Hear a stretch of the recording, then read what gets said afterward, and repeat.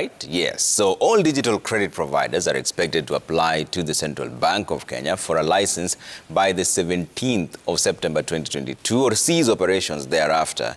In the new regulations that were published this month, the digital lenders are also expected to declare their sources of funding, also submit pricing models and parameters code of ethics and market conduct during the licensing procedure.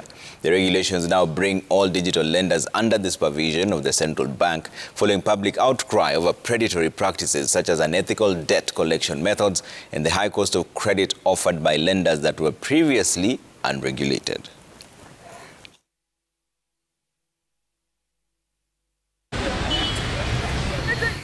So home ownership in Kenya remains elusive for many Kenyans, with a housing deficit of 2 million units and an annual demand of 250,000 versus a supply of only 50,000 units per year.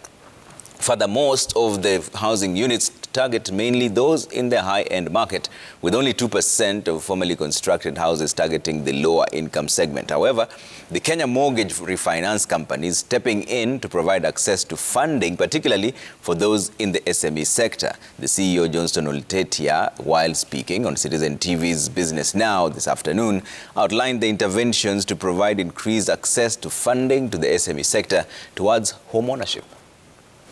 What we are looking at now at KMRC is developing an assessment criteria, an arrangement where someone can go into an SME, say, for example, a Juakali, who is, developing some things, or even a taxi driver.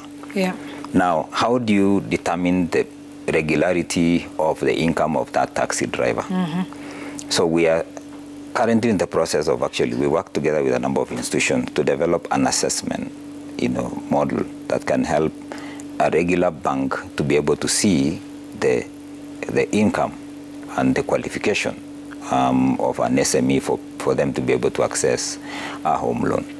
We know that there are a number of, and there is a very good example on what I think Housing Department did the other day with Juakali, guys who are putting together, they're cutting the windows for the houses and things like that.